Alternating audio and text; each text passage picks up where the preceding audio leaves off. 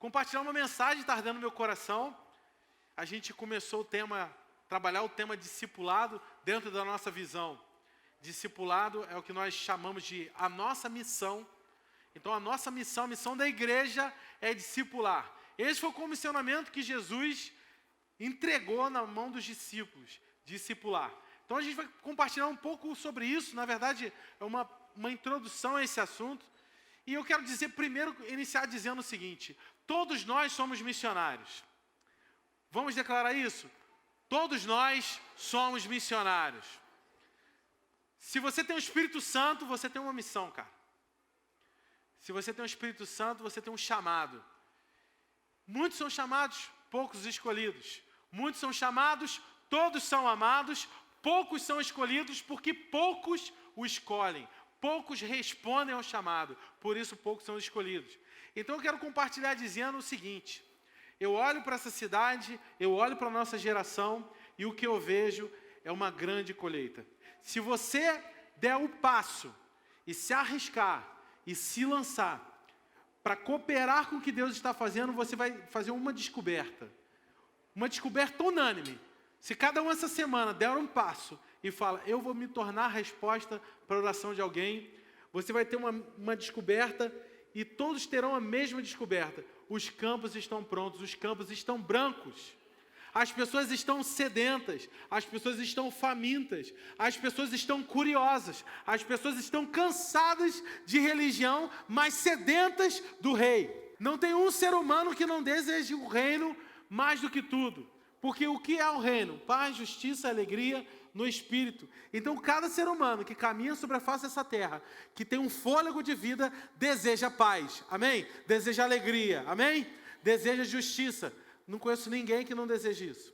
E falando disso, eu quero falar um pouquinho sobre esse projeto Reset. Aqui eu estou vestindo a camisa do nosso batismo, e eu já vou aproveitar para uma mensagem de esperança para aquela galera que está ali naquela instituição de menores infratores. O nome é Sense Friburgo, recém-inaugurado, antigo CRIAM e Degase, agora se chama Sense. Então é uma instituição que recebe menores em condição de detenção, então eles estão presos, prisionados, sentenciados, e eles estão ali cumprindo pena naquele ambiente. Jovens de 13 a 18 anos, eu vou repetir, 13. Você acredita nisso? Mas eu simplesmente cheguei lá sem saber o que esperar, sem saber o que ia acontecer, sem saber que tipo de atividade, qual era a necessidade. Simplesmente entrei por aqueles portões. E ao entrar ali, eu vislumbrei uma cena que imediatamente foi como um soco na boca do meu estômago, e já meus olhos encheram de lágrimas. Eu tive que segurar aqui a minha boca, aqui assim, ó, para não chorar, para segurar ao máximo. Eu vi os jovens em fila andando, e sendo tratados com uma certa truculência. Olha para o chão, continua, um após o outro, silêncio. E todo mundo andando ali, que imediatamente aquilo veio no meu coração, tipo, eles não nasceram para ser tratados assim. Eles são filhos. Obviamente estão ali porque merecem, estão ali porque realizaram algum delito. Não sou ativista, não sou humanista, mas aquilo mexeu com o meu coração. São 50 vagas, mas tem em torno de 20. Essa semana, como é recém-inaugurado, eles vão receber mais jovens lá. E por que eu estou compartilhando isso com você? Meu coração se incendiou. E eu compartilhei um pouco dessa mensagem com aqueles jovens, porque eu olhei para eles e eu falei, cara, o maior presente que eu posso dar para esses jovens é uma nova mentalidade. Porque uma nova mentalidade pressupõe uma nova realidade. Então, se eles estão colhendo algo, que eles estão insatisfeitos, tristes, limitados, cabisbaixos, sendo maltratados, é porque eles semearam aquilo ali. Então, eu vou trazer para eles, eu vou oferecer, vou fornecer para eles informações, conteúdo, uma experiência com Deus, para que eles possam ter a sua mente renovada e assim ter a sua realidade transformada. Então, eu comecei a compartilhar com eles em tom de esperança, porque muitos estavam ali muito abalados, muito abatidos. E eu comecei a ministrar, eu tive a oportunidade de botar a mão na cabeça de cada um, de orar por eles, de orar com eles, ministrar uma palavra de encorajamento. E ao fim, todos estavam completamente rendidos, todos em lágrimas, todos se dobrando, se rendendo, a presença de Deus se manifestou no meio de um presídio para menores. Glória a Deus! Você pode levantar sua voz e agradecer a Deus, glorificar a Deus?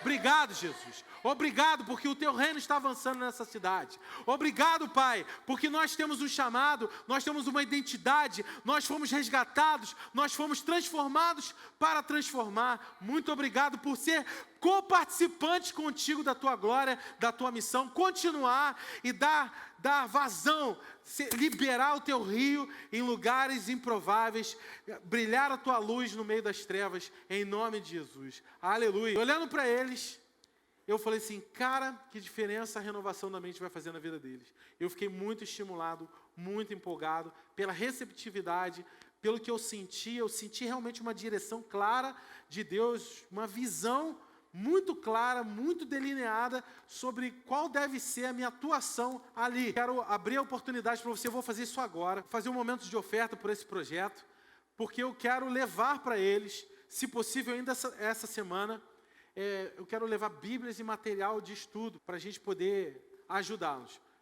Eu recebi uma ideia muito boa, mas ela não é compatível com o que eu senti, que todo mundo tem uma Bíblia parada em casa, então se cada um trouxesse uma Bíblia, a gente poderia fornecer a Bíblia para todos aqueles jovens. Contudo, eles como são jovens com uma certa limitação em relação à educação e estudo, eu achei por bem segmentar isso e especificar essa abordagem, dar para eles uma Bíblia com uma linguagem específica, que eu tenho certeza que vai ser mais acessível para o entendimento deles, vai me ajudar mais nesse projeto, ok? Então eu quero comprar a mesma Bíblia para todos, com a mesma linguagem, uma linguagem super fácil, NVT. Então eu quero te dar essa oportunidade agora. Aqueles que desejarem financiar esse projeto mensalmente, porque tem uma grande rotatividade ali, você pode fazer isso através do link que eu compartilhei no grupo da igreja e também nos stories do meu perfil no Instagram, @IsaacPprado. Vamos lá, eu quero compartilhar com você então um pouco sobre isso. Nós temos uma missão, nós temos uma seara, e o Pai está procurando. Jesus falou assim, orem e peçam ao Pai pessoas, trabalhadores para trabalhar na seara. Essa foi a minha oração hoje, essa foi a minha oração ontem, essa tem sido a oração essa semana. Para que cada um de nós saibamos que a gente está aqui, não como um espectador de uma religião, mas como embaixador do reino. Não espectador de uma religião, ativista, praticante de uma religião, mas um embaixador do reino. Cada um de nós temos um papel e cada um de nós portamos a resposta para pessoas específicas. Isso significa que algumas pessoas só poderão ser alcançadas e transformadas através do que Deus faz através de você. Eu quero começar com a seguinte afirmação: Deus está te vendo, mas Deus está te procurando.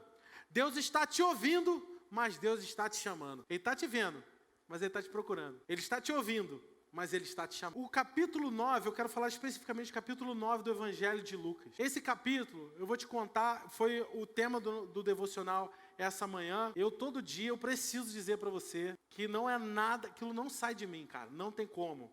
Ontem, Isabela foi dormir e eu falei assim, Isa, eu não faço a mínima ideia do que eu vou compartilhar amanhã. Nesse grupo devocional e na mensagem. A gente faz o que a gente sempre faz, vamos dormir e deixar Deus ministrar. Então, durante a madrugada, eu recebi essa mensagem latejando no meu interior, muito forte. É um combinado de alguns versículos aqui, eu já vou ler com você, mas eu quero te dar um contexto, quero te contextualizar. O capítulo 9 é um capítulo muito intenso do Evangelho de Lucas, muito intenso. E ele começa com Jesus comissionando os discípulos, orando por eles, transferindo autoridade para eles curarem os enfermos e expulsar os demônios. Essas duas coisas, curar os enfermos e expulsar os demônios e pregar o evangelho do reino. E eu quero colocar alguns pontos que acontecem nesse capítulo. Então, assim que eles saem, eles começam a ver muitas curas e eles veem também algo fantástico, que é a multiplicação de pães e peixes. Jesus faz um grande desafio para eles, um grande desafio.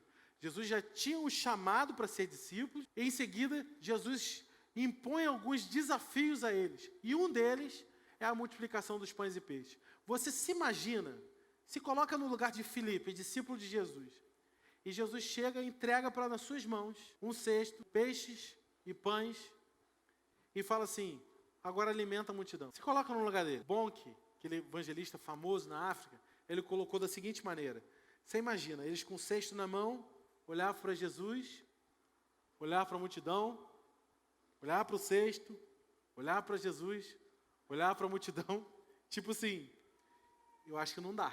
E o milagre acontece não nas mãos de Jesus. Jesus não multiplica pães e peixes. O milagre acontece nas mãos dos discípulos. Eu quero colocar aqui para você, propor a seguinte coisa. Eles viram uma multiplicação de pães e peixes. Eles viram a transfiguração de Jesus ao longo desse capítulo. No monte, Moisés, Elias apareceram. Jesus foi transfigurado diante deles. Você imagina que sensacional essa experiência. A nuvem de glória envolvendo uma aparição, anjos, pá, fogos, sei lá, sabe? Aquele show pirotécnico. E eles ficam ali, tremendo na base, atemorizados, cheios, tomados pelo medo, de pavor, pela manifestação do sobrenatural na frente deles. Multiplicação, transfiguração, e eles viram também Jesus expulsando o demônio de um menino. Olha que interessante. Eles trouxeram o menino primeiro aos discípulos, e eles não puderam expulsá-lo, e Jesus falou: geração incrédula, até quando terei que aturar vocês?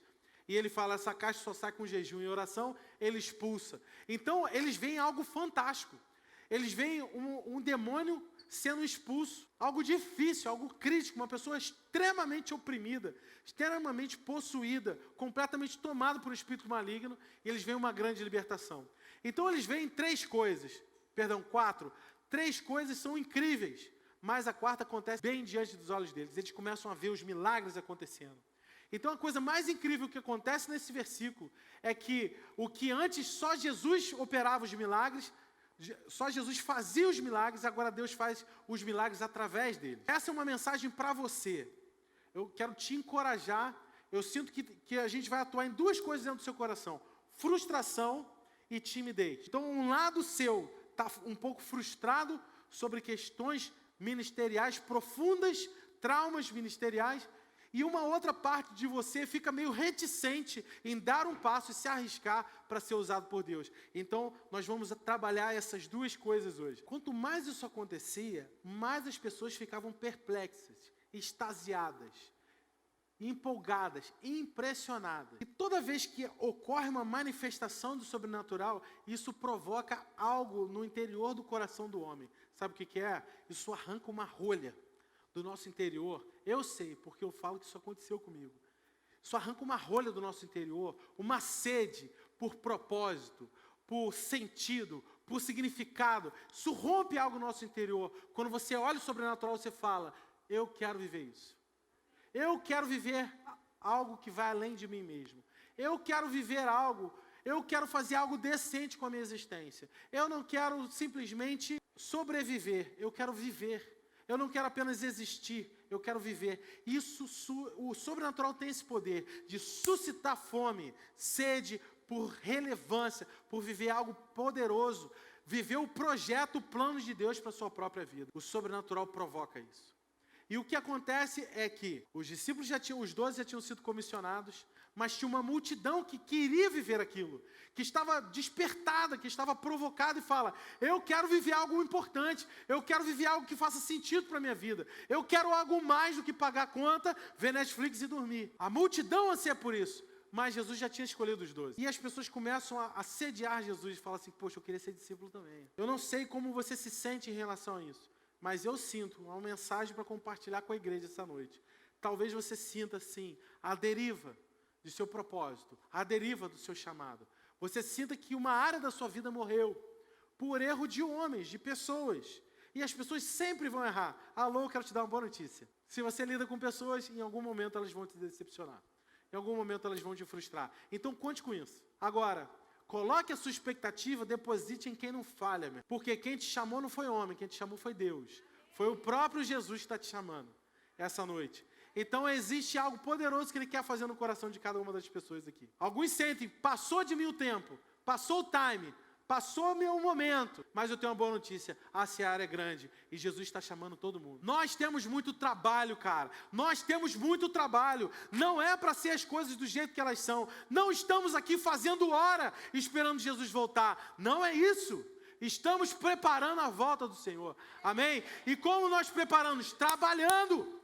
Você vai se lembrar da parábola dos trabalhadores, que na última hora ele veio e contratou um monte de gente pelo mesmo salário. Eu digo para você essa noite, muitos profetas, muitos apóstolos, nós estamos caminhando sobre solo que recebeu muitas sementes, muito suor, muitas gerações antepassadas dedicaram a sua vida, renunciaram, sacrificaram completamente para que nós tivéssemos hoje o nível de manifestação da presença de Deus, o nível de cura, o nível de profecia, o nível de revelação.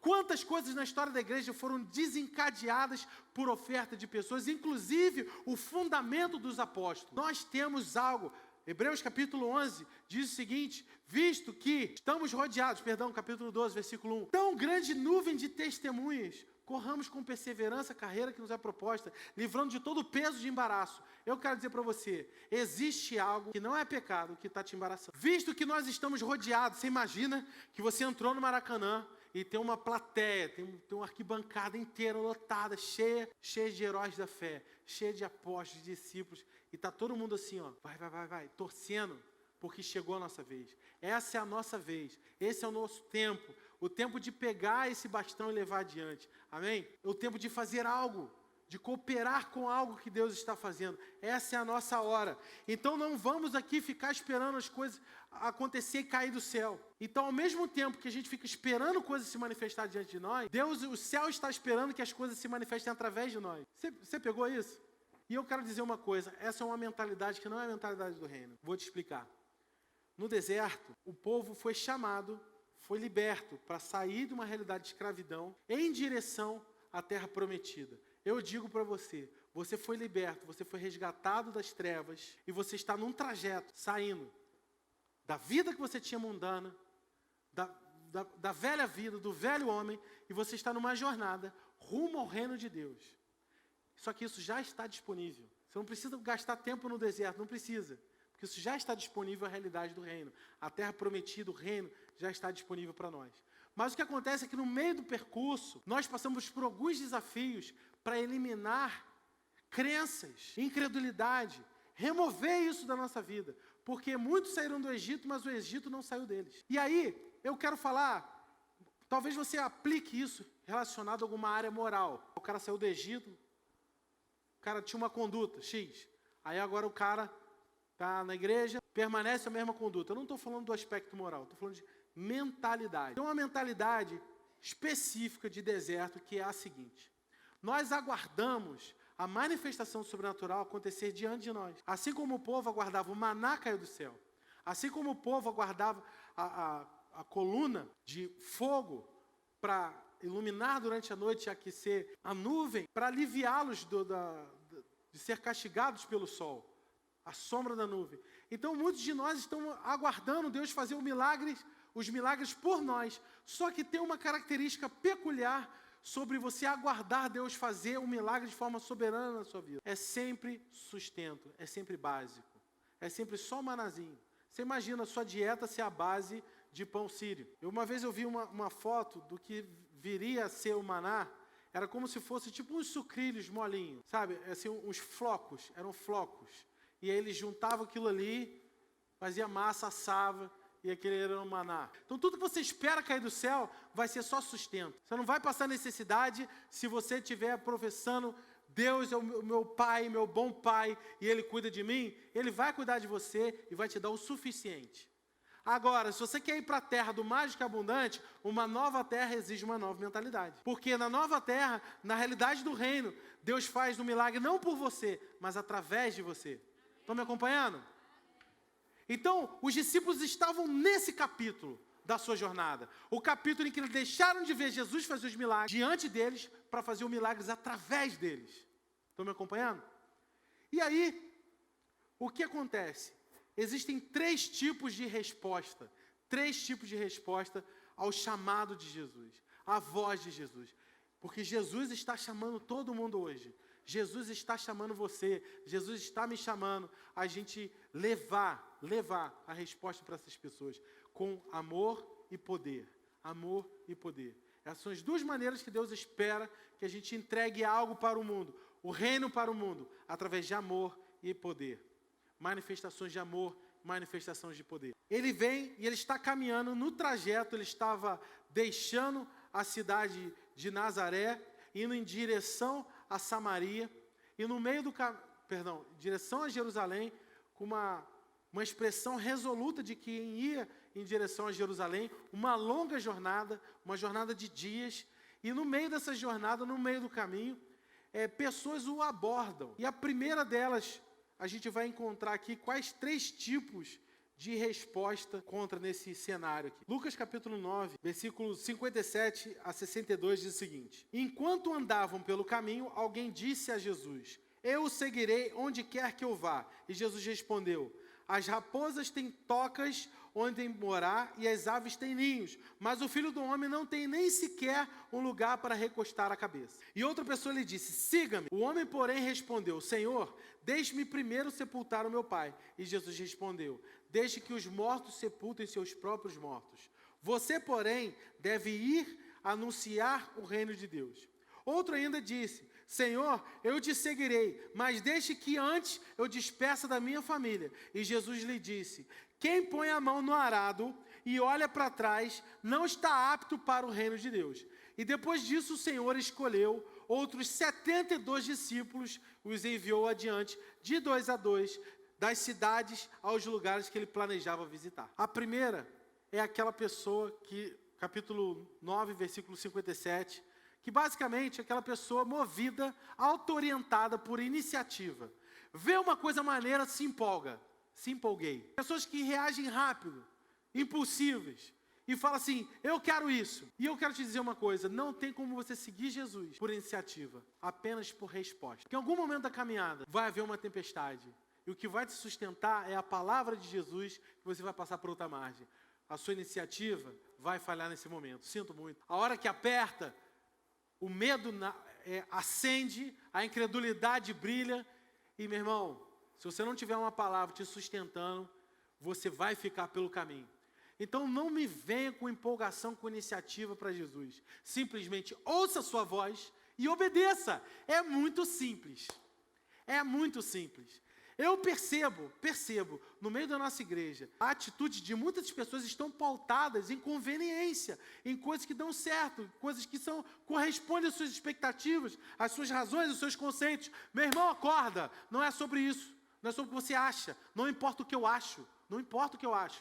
Importa o que Jesus está te falando. Ouça a voz de Jesus e corresponda a ela. E quase sempre, para não dizer sempre, ela não vai ser conveniente. Ela vai ser um desafio. Em outras palavras, Jesus basicamente estava dizendo: você realmente sabe o que você está pedindo? Quando ele disse: o Filho do Homem não tem onde dormir. O chamado ao discipulado é resposta. Não existe lugar para impulsividade. A sua vida não pode ser auto-orientada pelas suas intenções. Por melhor que sejam, elas não vão te sustentar pelo caminho. Você precisa de um chamado. Segundo tipo de pessoa, Lucas 9,59, que é o texto que a gente acabou de ler. Primeiro, deixa-me sepultar meu pai. Quem viu no grupo do devocional aí ficou assim impressionado. Eu fiquei. Eu falei assim: caramba, deixe-me primeiro sepultar meu pai. Vou até ler. Muitos equivocadamente pensam que Jesus está atacando a importância da família aqui. Não. Um grande redondo, não. Jesus não está atacando a família. Está ignorando, desprezando o compromisso que aquele homem tinha com seus pais. Na verdade, a essência de uma justificativa, de uma desculpa, sempre é proteger o seu ego. Porque o seu ego quer conveniência, quer conforto. Beleza? Então, o que esse homem faz? O que esse tipo de pessoa faz? Pega uma instituição sagrada, uma instituição intocável, para justificar a sua intenção miserável. Você entendeu? Você alcançou? Deixe-me primeiro sepultar meu pai. Vamos separar a frase. Deixe-me, ou seja, me dê permissão para primeiro, ou seja, prioridade, sepultar, tradição, meu pai. E olha a resposta de Jesus. Jesus não toca no assunto família. Ele não fala assim: aí, deixa seu pai para lá. Ele não fala isso não. Ele fala: deixe os mortos sepultarem os mortos. Sabe o que ele está dizendo? Jesus nunca vai responder as suas palavras, ele vai responder o seu coração. Presta atenção nisso. Jesus nunca vai responder as suas palavras, ele vai responder o seu coração. Porque nas suas palavras vai estar sempre um caô. O nome dessa mensagem essa noite é caô. migué. Então a gente, através das nossas palavras, você tenta responder para Jesus e dar uma justificativa, dizendo assim, não, Jesus, família em primeiro lugar, né? Mas na verdade não é, cara. A verdade é que você está justificando o seu egoísmo, sustentando o seu ego no trono, enquanto ele deveria estar na cruz. A essência de uma justificativa sempre será essa. Na verdade, existem aqueles que não respondem ao chamado de Jesus, priorizando a morte ao invés da vida. Estamos falando de alguém que estava priorizando o compromisso dele com a morte, ao invés de priorizar o compromisso com a vida. Deixa-me sepultar. Compromissos passageiros em lugar de prioridades eternas. Ouve isso, pelo amor de Deus, igreja. Compromissos passageiros ao invés de prioridades eternas. Cuidado com os compromissos que você assume. Cuidado, porque você que está dirigindo a sua vida, ou a sua vida é uma resposta à vontade de Deus, ou você está se submetendo a Deus. Chorai, pecadores. Está escrito lá na Bíblia, Novo Testamento. Chorai, submetei a Deus, submetei-vos a Deus. Falando para a gente se submeter, a gente se render a Deus, a gente se dobrar a nossa vontade. Só que o que acontece é que a gente quer negociar, cara. Estão me entendendo? A gente quer negociar as coisas. A gente quer que as duas coisas coabitem juntamente dentro do nosso coração. Né? Coisa linda, sentir a presença de Deus, chorar, maravilha, presença. Né? Olha que maravilha, as pessoas transformadas ao meu redor e eu continuo com a minha vida carnal, orientada pelo meu desejo, pelo meu prazer. Mas não tem negociação, ou é uma coisa ou é outra, ou você diz sim ou você diz não. E era isso que o cara estava tentando, ele estava tentando negociar com Jesus. Deixa eu primeiro ir lá e eu volto, aí eu te sigo. Aí Jesus, você vai precisar decidir, porque o reino de Deus pressupõe prioridade. O tipo de pessoa em questão aqui não está manifestando sua prioridade e compromisso com a família, mas com a tradição. Esse é o segundo tipo de pessoa. O terceiro tipo de pessoa, vou ler o texto aqui com você, vou te relembrar, porque a gente acabou de ler. Senhor, eu te seguirei, mas desde que antes primeiro me despeça da minha família. Despeça da minha família. Jesus usa o cenário agrícola familiar da época para ilustrar uma verdade. A resposta de Jesus foi a seguinte: ninguém que põe a mão no arado, olha para trás, está apto para o reino de Deus. Eu fiquei imaginando esse cenário agrícola. Você já esteve na roça? Normalmente a plantação das pessoas fica próximo à casa, sim? Eu fiquei imaginando isso. Você imagina um cara saindo de casa, e a casa, o símbolo da família, né? Está saindo de casa, e ele vai em direção ao trabalho. E aí ele pega o arado. Você já viu um arado? 2 lâminas violentas. Meu irmão, se você está empurrando aquilo ali, tu olha para o lado, tu vai perder uma perna, sabe? Tu vai perder no mínimo um dedo. Não se brinca com arado, não se brinca com faca. Estão entendendo? E ou seja, aquele que bota a mão no arado e olha para trás, olha para casa, não está apto para continuar trabalhando nisso. Novamente, eu vou ler o que eu escrevi aqui. Novamente, as pessoas estão usando a família como muleta. Quem sai para trabalhar e não se dedica ao que se propõe, se autorreprova. Já ouviram aquela frase? Vai fundo ou vai para casa? É disso aqui que a gente está falando. Novamente, a família aqui é usada como desculpa, muleta, justificativa, de alguém que sustenta o compromisso com o passado, com o que passou, com saudade, saudosismo, compromissos, alguém que está dividido com qualquer outra coisa. Pessoas que mantêm pontas soltas, assuntos não resolvidos. O reino não é apenas prioridade para nós. O reino também exige integralidade. O reino não exige apenas prioridade. O reino exige integralidade. Ou é tudo ou é nada, meu irmão. Ou tu entra de cabeça ou vai para casa. Note que após esses episódios, Jesus escolhe 72 novos discípulos. Mas ele não escolha. Fala aí, escolha. Muitos são chamados, ele chamou lá, certo?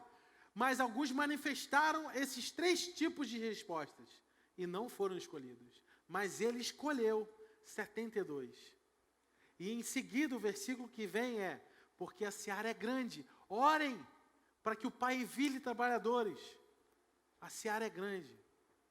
O Ceará é grande, mas são poucos cearenses. Estamos falando aqui sobre vozes, certo?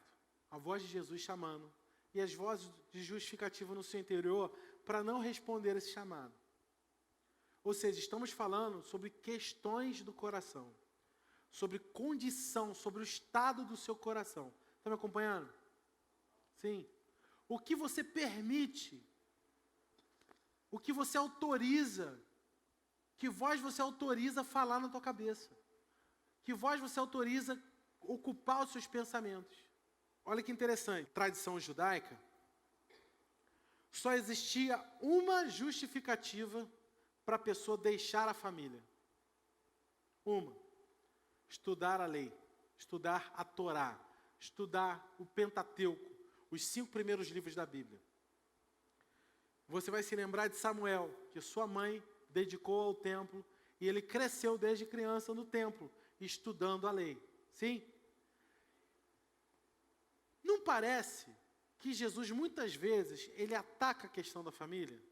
Você vai se lembrar do episódio que falaram assim, mestre, tua mãe e teus irmãos estão aí fora. Aí ele falou assim, quem é minha irmã? Quem são meus irmãos? Senão aqueles que fazem a vontade do meu Pai. Amém. Aleluia. Segunda coisa, quando chegaram para ele, e ele falou assim, aquele que não deixa pai e mãe não é digno de mim. Então são vários cenários, tem vários, que parece que Jesus está atacando o conceito, o significado, o sentido de família. Mas isso também é um grande equívoco. Porque a família, no Antigo Testamento, na Antiga Aliança, era uma sombra daquele que é o centro. Você imagina um poste aqui, e você tem uma sombra, ou seja, algo que parece, mas você não tem detalhes. Então, a família, ela mostra como o céu funciona, como é a trindade. E a família era uma oportunidade de você entender um pouco de como funcionava aquilo. De nos preparar para uma revelação que Jesus viria trazer quando ele pisasse sobre a terra, dizendo para a gente se referir a Deus como Pai. Estão me acompanhando? Família era uma sombra. Agora, Jesus veio, habitou entre nós. Jesus é o centro da família. Entenda isso. Jesus é o centro da sua família. Jesus vem primeiro do que sua família. Agora, voltando para o cenário da Torá, que era a única justificativa para as pessoas deixarem a família, era estudar a Torá. Quem é o Logos? Quem é o Verbo? Jesus. Jesus é a única justificativa para você deixar a sua família. Opa! Mas na nova aliança, a família ela tem uma nova imagem, um novo sentido, um novo significado. O que antes era sombra, agora é uma projeção daquele que é o centro. Estão me acompanhando? Então o que acontece? Nesse novo cenário, a família é a maneira que eu tenho de amar a Deus, de tocar Deus fisicamente, de me relacionar com Ele. Logo, a família não substitui Jesus, mas Jesus vem antes da família. Jesus é minha prioridade. E se eu priorizo Jesus, escutem, se eu priorizo Jesus, inevitavelmente eu vou priorizar a família. A família não compete com Jesus. Então, peraí. Não, talvez você discorde de mim, porque você vai dizer, não, pode ser que eu dê um lugar na minha vida de importância para uma pessoa, ocupe o lugar de Jesus. Talvez o meu marido, talvez a minha esposa, talvez os meus filhos, se torne uma idolatria para mim. Talvez você discorde e você me afirme isso. Contudo, eu quero te propor algo. Eu quero te propor que não tem como ninguém assentar-se no lugar de Jesus na sua vida, a não ser o seu próprio ego. Eu preciso que você entenda isso. O seu trono do seu coração só tem lugar para 2 pessoas, Jesus ou seu ego. Ou seu ego na cruz, Jesus no trono, ou o seu ego no trono e Jesus na cruz. Você escolhe. Então, se Jesus está no trono da minha vida, está no centro da minha vida, logo, família será minha prioridade, automaticamente. Porque quanto mais do céu nós tivermos entre nós, mais iremos nos parecer como uma família. A família é a primeira instituição do reino. A família é a primeira embaixada do reino. A família é a oportunidade que nós temos de viver paz, justiça e alegria. E ter essa fonte jorrando. E aí você pode descedentar qualquer pessoa que chegar próximo de você. Vamos lá em casa. Vamos lá em casa, que lá em casa tem alegria. Vamos lá em casa, que lá em casa tem paz. Vamos lá em casa, que lá em casa tem justiça. Porque a minha família é uma embaixada do reino. Essa pregação não é uma pregação sobre família. Eu quero te ajudar. Jesus está te chamando, você precisa lidar com vozes. Mas eu estou usando essa justificativa que esse terceiro tipo de pessoa deu. Novamente ele fala, deixe-me despedir da minha família. Porque ele estava usando algo que, Jesus, isso aí você não vai poder me condenar, né? É família, né, cara? Família em primeiro lugar. Mas na verdade ele estava só justificando algo para proteger o seu ego. Proteger a sua renúncia. E muitos dentre nós podemos estar inseridos nesse terceiro tipo de pessoa. Pessoas que se justificam, que arrumam justificativas para não priorizar o reino e a sua justiça. Aí por isso, não se surpreendam ao não ver as demais coisas sendo acrescentadas. Jesus não ataca o conceito de família, ele alarga o conceito de família.